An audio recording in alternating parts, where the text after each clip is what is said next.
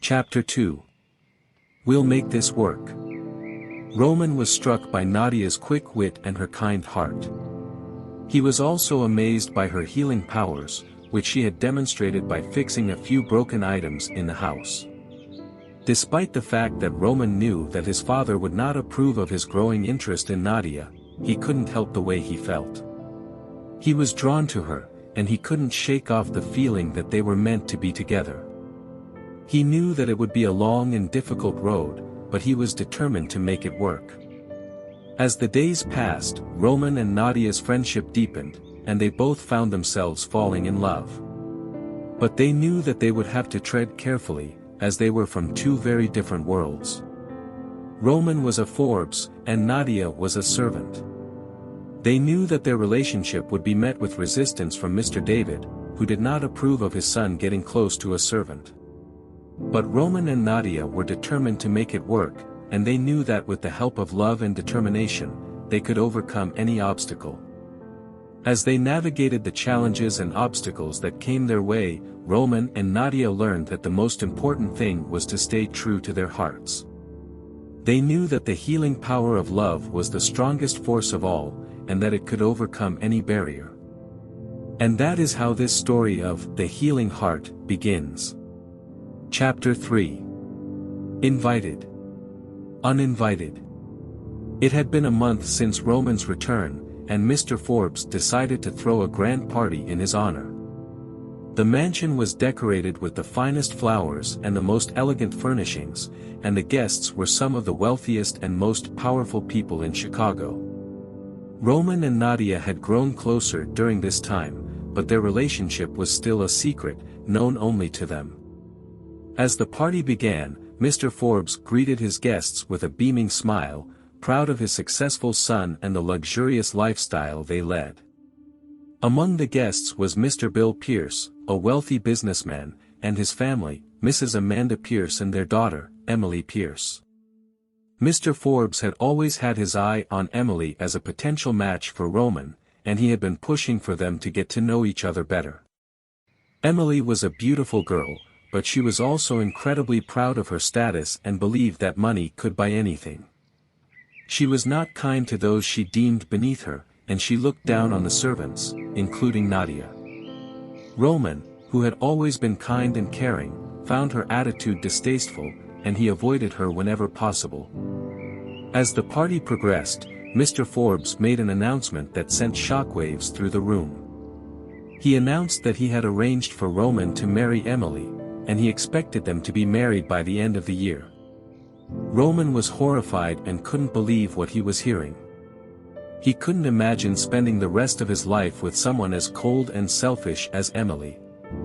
Nadia, who had been watching from the sidelines, felt her heart drop. She knew that Roman would never be happy with someone like Emily, and she couldn't bear the thought of him being tied to her forever.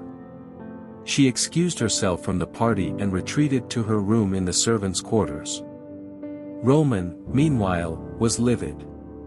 He couldn't believe that his father would make such a decision without consulting him. He confronted Mr. Forbes, but his father was unyielding. "Roman, father, I cannot believe you would arrange for me to marry someone without my consent.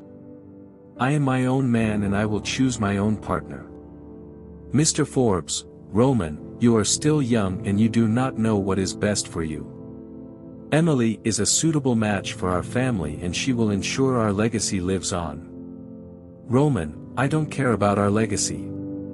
I care about my own happiness and I will not be forced into a marriage that I do not want." "Mr. Forbes, you will do as I say. I am your father and I know what is best for you." "Roman, I will not marry Emily, father. I am in love with someone else." "Mr. Forbes, love? What do you know of love?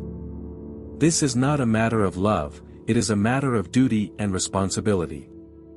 "Roman, I understand my responsibilities, but I will not sacrifice my own happiness for them. I will not marry Emily. Mr. Forbes, you will regret this decision, Roman. You will come to see that I am right. Roman, I understand that you want what's best for me, father. But I cannot go through with this marriage. I cannot marry someone that I do not love. Mr. Forbes, love is a luxury, Roman. It is not a requirement for a successful marriage. You will learn that in time. Roman, I will not sacrifice my own happiness for the sake of a successful marriage. I will not marry Emily, and that is final. He continued, I understand that you want to see me settle down and happy, but I can't do that by marrying Emily. Mr. Forbes, you will do as I say, Roman. I have already made the arrangements. Roman, I'm sorry father, but I can't go through with this. I will choose my own partner and I will be happy. Mr. Forbes, you are making a big mistake, Roman. Mark my words. He told Roman that this was for his own good, and that it was time for him to settle down and start a family. Roman was torn between his love for his father and his own happiness. He knew that he couldn't go through with this arranged marriage, but he didn't know how to get out of it. He decided to seek out Nadia. He knew that she would understand and maybe together they could find a way out of this mess. He went to her room in the servants' quarters, he knocked on the door and Nadia opened it. Roman saw the sadness in her eyes and he knew that she had heard the news. They sat down on the bed, and Roman explained everything that had happened. Roman, Nadia, I'm so sorry. I had no idea that my father would do something like this. I never would have let him if I had known. Nadia, I understand, Roman. But I can't help feeling betrayed. I thought you felt the same way about me that I do about you. Roman, I do, Nadia. I love you. But I never imagined that my father would go this far. I promise you, I will make this right. Nadia, I hope so, Roman. I don't know if I can trust you again.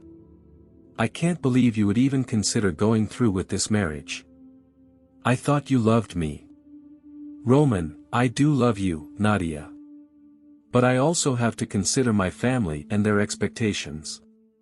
I'm stuck between my love for you and my duty to my family.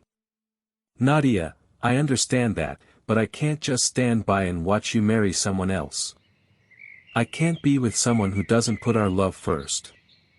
Roman, I know this situation is complicated, Nadia. But I want you to know that my love for you is real. I will do whatever it takes to be with you. Nadia, I want to believe you, Roman. But it's hard to trust you after everything that's happened. You need to prove to me that you're serious about our love. I don't know if I can do this, Roman. The thought of you marrying someone else is tearing me apart.